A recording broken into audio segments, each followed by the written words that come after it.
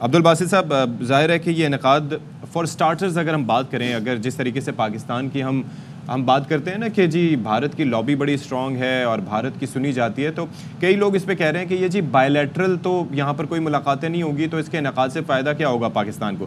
لیکن آپ نہیں سمجھتے کہ یہاں پر لوگوں کی آمد ہوگی، ظاہر ہے کہ دنیا بھر سے میڈیا آئے گا جو اس چیز کو کور کرے گا، پیپل ٹو پیپل کانٹیکٹ بھی ہوتا ہے، پھر کافی معاہدے بھی ہو سکتے ہیں بھارت سے نہ صحیح لیکن دوسرے ملکوں سے، تو یہ پازیٹیو تو ہے کسی اعتبار سے؟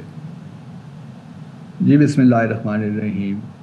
پازیٹیو تو یقیناً ہے، لیکن چیزوں کو ان کے صحیح کانٹیکسٹ میں ہی دیکھنا چاہیے۔ اگر بھارت شرکت کر بھی رہا ہے تو it is not doing any favour to Pakistan, اور ہم نے ان کو مدعو کیا ہے تو پاکستان نے بھی کوئی ان کو فیور نہیں کی۔ جی جی یہ ایک multilateral intergovernmental organisation ہے، اس کی ہر سال میٹنگز ہوتی ہیں، اور چونکہ ہم دونوں ہی ایس سی او کے ممبر ہیں تو اس وجہ سے ہمارے لیے ایک لحاظ سے انکمبنٹ اپون اس کہ ہم ان میٹنگز کو اٹینڈ کریں۔ اور جہاں تک اس کی بات ہے کہ کوئی بائیلیٹرل ہماری ہو سکتی ہے نہیں ہو سکتی، کوئی برف پگھل سکتی ہے نہیں پگھل سکتی، میرا نہیں خیال کہ اس وقت دونوں ممالک کی جو پوزیشنز ہم نے لے رکھی ہیں اس میں اس معاملے میں کوئی سنجیدہ بات ہو سکتی ہے۔ میرا ہمیشہ سے یہی خیال رہا ہے جب سے 5 اگست 2019 کے واقعات ہوئے ہیں، تو میں یہی سمجھتا ہوں کہ اس وقت اسپیس نہیں ہے پاکستان اور بھارت کے لیے کہ ہم فارملی ایک دوسرے کے ساتھ انگیج کریں اور بریک تھرو اچیو کریں۔ میرا اپنا خیال یہی ہے کہ ہمارے لیے بھی it would make more sense, especially Kashmir کے کانٹیکس میں، کہ ہم فی الحال بیک چینل پہ ہی بھارت کے ساتھ انگیج کریں، اپنی باٹم لائنز کلیئرلی ڈیفائن کریں، ان کا نقطۂ نظر سمجھیں، اور پھر بات کو لیکن آگے لے باسط کر صاحب ایک چلیں، چیز ہے کیونکہ کہ اس وقت ہم یہ افورڈ نہیں اتنا کر سکتے والیٹائل ہے کہ ہم ہمارا کوئی بھارت کے ساتھ بیبی تعلق۔ اسٹیپس لیں یا وہ پرانی ہی جو معاملات ہم جس طریقے سے ہینڈل کرتے رہیں اسی طرح ہی کرتے رہیں، کیونکہ بھارت نے ایک بہت بڑا کام کیا ہے 5 اگست کو، اس نے پوری کشمیر ایکویشن کو ہی تبدیل کر دیا ہے۔ تو اگر ہم وہی پرانی چیزیں کرتے رہیں گے اور مختلف نتائج کی توقع رکھیں گے لیکن تو میرے خیال ہمارے لیے ٹھیک نہیں ہوگا۔ باسط صاحب، لیکن ایک ایشو یہ بھی ہے کہ انڈیا اگر کرکٹ سیریز ہوتی ہے منع کر دیتا ہے، کہتے ہیں جی گورنمنٹ کی پالیسی نہیں آئیں گے۔ بہت سارے مواقع ایسے رہے کہ انڈیا کی جانب سے بالکل نو پاکستان کو کہا گیا، اس موقع پر آنا، اور کل میں دیکھ رہی تھی کہ برکھا دت ظاہر ہے ان کا صحافیوں کا ڈیلیگیشن بھی آیا ہوا ہے، اور وہ میاں محمد نواز شریف سے ان کی ملاقات ہوئی، مریم نواز صاحبہ بھی بیٹھی ہوئی تھی، اور اس بات کا اشارہ دیا جا رہا ہے کہ ہو سکتا ہے کہ مودی سے بھی ظاہر ایک اچھے معاملات رہے ہیں ماضی میں میاں محمد نواز شریف کے، تو یہ تعلقات مزید آگے بڑھیں۔ تو آپ سمجھتے ہیں کہ ایک ڈیفرنٹ گورنمنٹ آنے سے معاملات ڈیفرنٹ طریقے سے ہینڈل ہو سکتے ہیں، اور ہم جس برف پگھلنے کی بات کرتے ہیں کیا تھوڑی بہت بھی برف پگھل سکتی ہے اس ایشو پہ؟ دیکھیے، جہاں تک برکھا دت کا تعلق ہے یہ کوئی نئی بات نہیں ہے، ان کے ایک خاص تعلق رہا ہے نواز شریف صاحب کے ساتھ۔ 2014 میں بھی جب نواز شریف صاحب نیو دہلی آئے تھے، میں اس وقت وہاں پہ ہائی کمشنر تھا، تو ان کے ساتھ ایک خاص ملاقات ارینج کی گئی تھی، اور اس کے بعد برکھا دت 2015-16 میں پاکستان آئیں تو نواز شریف صاحب اس وقت وزیر اعظم تھے، ان کی ملاقاتیں ہوتی رہی ہیں۔ اس سے بھی کوئی شک نہیں ہے کہ نواز شریف صاحب جو ہیں وہ اپنے چھوٹے بھائی سے ذرا مختلف انداز سے سوچتے ہیں، اور ان کی زیادہ دلچسپی لگتی ہے کہ بھارت کے ساتھ معاملات بہتر ہوں۔ اس میں کوئی خرابی نہیں ہے، ہم سبھی چاہتے ہیں کہ بھارت کے ساتھ تعلقات ہمارے ٹھیک ہوں، ہم اچھے ہمسایوں کی طرح رہیں، لیکن کویسچن وہی آ جاتا ہے کہ آپ ان تعلقات کو کیسے آگے لے کر چلیں، کیونکہ یہ پہلی دفعہ تو نہیں ہے نا کہ ہم ایک ڈیڈ لاک سے گزر رہے ہیں، ایک امپاس سا موجود ہے۔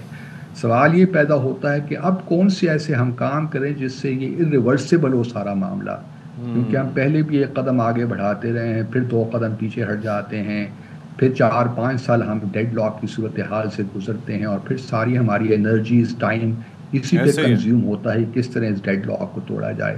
تو میرے خیال میں پاکستان بھارت کو اس وشیس سرکل سے نکلنا چاہیے۔ بھارت کے دیکھیے جو کنسرنز ہیں وہ دہشت گردی ہے۔ 2006-07 میں ہم نے ایک جوائنٹ اینٹی ٹیررزم میکنزم ایک سائن کیا تھا، اور بدقسمتی یہ ہوئی کہ اس کی 1-2 ملاقاتیں ہو سکی، لیکن اس کے بعد پھر بھارت نے اس کو کبھی انووک نہیں کیا۔ ابھی بھی آپ دیکھ لیے ممبئی اٹیک سے لے کر پلوامہ کے اٹیک تک پاکستان نے ہمیشہ یہی کہا ہے کہ آئیے یہ جو جوائنٹ ایکٹیو جو ہمارا جوائنٹ اینٹی ٹیررزم میکنزم ہے اس کے تحت ہم دونوں مل کر ان معاملات کی تحقیقات کرتے ہیں، اور اگر بھارت کو یہ بھی منظور نہیں ہے تو ہم انٹرنیشنل انویسٹیگیشن کروا دیتے ہیں۔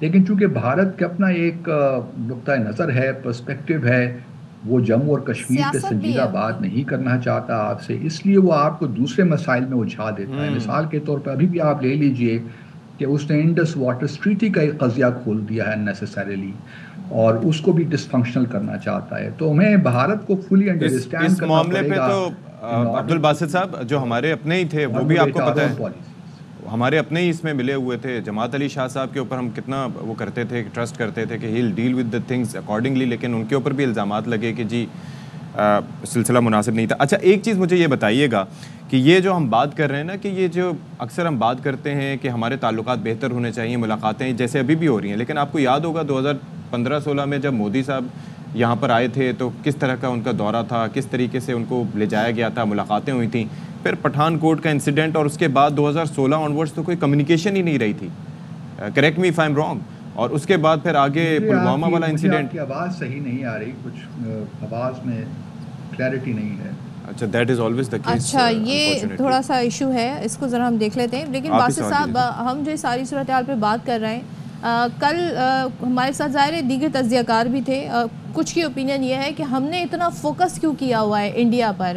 انڈیا پر اس نے بھی فوکس کیا ہوا ہے کہ ہمارے تعلقات، ظاہر ہے انڈیا تعلقات کس نہج پر ہیں یہ سب کو معلوم ہے، دیگر کنٹریز سے ہمارے کیا تعلقات ہیں یہ سب کو معلوم ہے، لیکن آپ سمجھتے ہیں کہ اس دورے سے پاکستان اچیو کیا کرے گا؟ کیا میجر ایسے فیچرز ہیں جو پاکستان کو حاصل ہو سکتے ہیں، آپ بینیفٹس ہو سکتے ہیں؟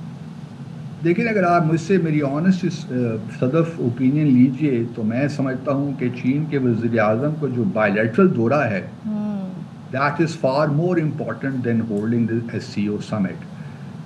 میں SCO summit کے اس طرح میں مطلب نہیں ہوں، لیکن SCO ابھی بہت اس کو ٹائم لگے گا اپنے آپ کو، جو نیا ہمیں ایوالونگ ورلڈ آرڈر بننے جا رہا ہے، SCO نے اپنے آپ کو پوزیشن کرنا ہے کہ کس طرح وہ اپنے آپ کو ریلیونٹ کرے اس نئے ورلڈ آرڈر کے ساتھ۔ اور اس میں یہ بات بھی یاد رہے کہ جب تک آرگنائزیشن کے اندر اگر ممبر اسٹیٹس میں بائیلیٹرل ڈسپیوٹس ہوں تو وہ آرگنائزیشن کوئی بہت دور نہیں جا سکتی بدقسمتی کے ساتھ، جس طرح ہم نے SAARC کا معاملہ دیکھا۔ SCO میں بھی بہت سے ایشوز ہیں، پاکستان بھارت کے تعلقات ہیں، چین بھارت کے تنازعات ہیں، اور پھر بھارت جس طریقے سے اپنی اسٹریٹجک پارٹنرشپ امریکہ کے ساتھ ڈیولپ کر رہا ہے، چاہے وہ کوڈ ہو، دوسرے انیشیٹوز ہوں، تو اس میں بھارت بالکل امریکہ کے ساتھ کھڑا ہے چین کے خلاف۔ تو یہ جو انڈر کرنٹس ہیں وہ میرے خیال میں SCO کی ایکٹیویٹیز کو ایک لحاظ سے اس طرح نہیں ریئلائز کرنے دیں گی جو کہ چین اور رشیا شاید چاہیں گے، جو پاکستان بھی چاہے گا، کیونکہ بھارت میرے حساب سے از دا بگیسٹ امپیڈمنٹ، چاہے وہ SCO یا برکس کی جو ایکٹیویٹیز ہیں۔ لیکن چلیے فیوچر کی بات ہے، ہمیں فوکس اس وقت کرنا ہے بائیلیٹرل ریلیشنز پہ۔ مجھے بہت خوشی ہے کہ جہاں SCO کا یہ اجلاس ہو رہا ہے وہاں چین کے وزیر اعظم بھی اپنا بائیلیٹرل وزٹ بھی کر رہے ہیں، جو 4 روزہ دورہ ہے جو کہ بہت ہی اہمیت کا حامل ہے، اور ہمیں اس سے فائدہ اٹھانا چاہیے۔ اور میں امید رکھتا ہوں کہ باقی بھی جو ممبر اسٹیٹس آ رہے ہیں، خاص طور پہ رشین پرائم منسٹر آ رہے ہیں، اس طرح اور سینٹرل ایشین کنٹری سے لوگ آئے، ہم بائیلیٹرل جو میٹنگز ہماری ان کے ساتھ ہوں گی اس سے ہم کچھ نکالنے کی کوشش کریں گے، کیونکہ جب تک بائیلیٹرل ریلیشن میں سبسٹینس نہ پیدا ہو اس وقت تک ریجنل آرگنائزیشن اس طرح ڈیلیور نہیں کر پاتی جس طرح ہم شاید توقعات رکھتے ہیں۔ تو میرے لیے تو چین کا جو بائیلیٹرل وزٹ ہے that is very very important, اور ہم امید کرتے ہیں کہ CPEC کا جو دوسرا فیز ہے اب اس پہ ایکٹیولی کام ہوگا، اسپیشل اکنامک زونز بنیں گے، چین کی جو انڈسٹری ہے وہ پاکستان شفٹ ہوگی، ہماری ایکسپورٹس بڑھیں گی، تاکہ ہم اپنی جو اکنامک سچویشن ہے اس کو ہم بہتر کر سکیں۔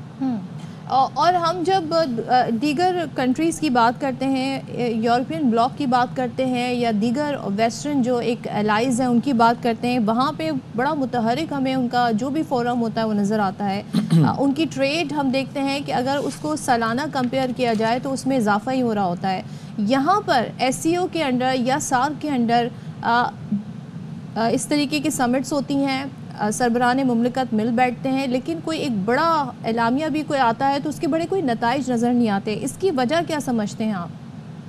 دیکھیے سارک کی تو سارک تو ڈسفنکشنل ہو چکا ہے. 2014 کے بعد اس کا کوئی سربراہی اجلاس نہیں ہوا. اور اگر سارک کی بات کریں تو وہاں پہ جو انٹرا سارک ٹریڈ ہے دیٹ از ناٹ مور دین 4%. جبکہ اگر آپ یورپین یونین چلی جائیں وہاں پہ تقریباً 50% سے زیادہ ہے جو انٹرا یورپین یونین ٹریڈ ہے. اس لیے آسیان کو لے لیے وہاں سے بھی 30-40% جو 10 ممالک ہیں آسیان کے آپس میں ٹریڈ کرتے ہیں. لیکن سارک تو پاکستان اور بھارت کے درمیان جو ہاسٹیلیٹی ہے اس کا نشانہ بنا ہوا ہے. ایس سی او کا بھی کچھ یہی معاملہ ہے. ایس سی او میں کچھ ایسے بڑے اچھے انیشیٹوز بھی آئے ہیں. مثال کے طور پر ٹیررزم کے حوالے سے بڑا اچھا انیشیٹوز ہے. ملٹری ایکسرسائزز بھی ہوتی ہیں, پیسفل ایکسرسائزز ایس سی او کی, اس میں بھارت پاکستان دونوں شرکت کرتے ہیں. تو کچھ انیشیٹوز تو بڑے اچھے ہیں لیکن چونکہ باہمی اعتماد کی کمی ہے پاکستان بھارت میں, بھارت چین میں, اور پھر رشیا بھی اب بھارت کو شاید اس کے بھی کچھ کنسرنز ہیں. جس طرح بھارت امریکہ اور ویسٹرن دنیا کے ساتھ تعلقات بڑھا رہا ہے, خاص طور پہ جو وہاں سے ملٹری ایکوزیشنز ہو رہی ہیں. رافیل دیکھیے نا, بھارت نے رافیل طیارے پہلے 36 خریدے, اب 24 اور خریدنے جا رہا ہے فرانس سے. امریکہ سے بھی اس نے 31 پیریٹر ڈرونز ہیں وہ خرید رہا ہے. تو ان کو بھی ایک لحاظ سے خدشات تو ہیں بھارت کی پالیسیز کی وجہ سے. تو یہ بنیادی میرے خیال میں ایک بہت بڑی وجہ ہے کہ ایس سی او اس طرح ڈیلیور نہیں کر پا رہی ہے, اس طرح آگے نہیں بڑھ رہی جو کہ اس کا پوٹینشیل ہے. ابھی دیکھیے آپ اگر چین اور بھارت کے باہمی تجارت ہی دیکھ لیں تو بہت زیادہ ہے, $120 بلین کے قریب ہے. اسی طرح رشیا اور بھارت کی جو ٹریڈ ہے تقریباً $20 بلین کے قریب ہے. تو بائی لیٹرل تعلقات میں ابھی ایک لحاظ سے ٹریڈ پہ فوکس تو ہے لیکن کیا یہ چیزیں کنٹینیو کریں گی in the longer term, it's anyone's case. میں جو دیکھ رہا ہوں جو ٹینشنز دنیا میں بڑھ رہی ہیں, اب آپ مڈل ایسٹ کو لے لیجئے, رشیا یوکرین کو لے لیجئے, تو things will get very difficult especially for India as to how to position itself. کہ ایک طرف وہ اپنے اسٹریٹجک تعلقات امریکہ کے ساتھ بھی رکھنا چاہتا ہے, اچھا, اور دوسری طرف وہ ان آرگنائزیشنز کا ممبر بھی ہے. ٹھیک ہے جی, تھینک یو سو مچ عبد الباسط صاحب. آئی ہوپ کہ شکریہ آپ تک پہنچ گیا ہو میرا.